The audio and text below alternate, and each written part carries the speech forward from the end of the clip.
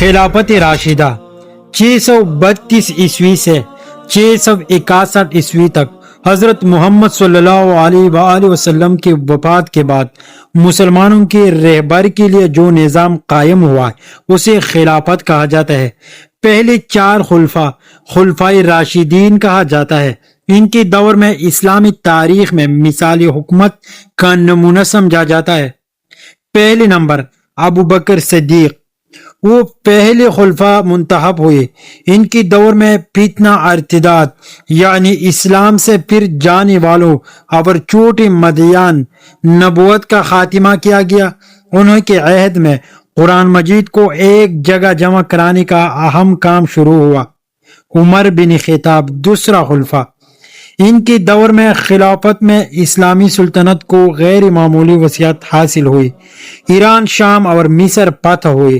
انہوں نے عدل و انصاف کا ایسا مضبوط نظام قائم کیا جس کی مثال تاریخ میں عدل اور انصاف پر مبنی نظام ہی معاشرے کی بقا ہے، یہ بقا ہے جہاں سب کو برابر کا حق ملا ہے۔ کم ملتی ہے۔ ہجری تقویم کا اجرا بھی انہی کے دور میں ہوا۔ عثمان بن غفان، ان کے عہد میں بخری بیڑا تیار کیا گیا اور فتوحات کا سلسلہ جاری رہا۔ انہوں نے قرآن مجید کا مستند نسخے تیار کرا کے مختلف شہروں میں ارسال کروائی۔ اس وجہ سے انہوں نے جامعہ قرآن کہا جاتا ہے۔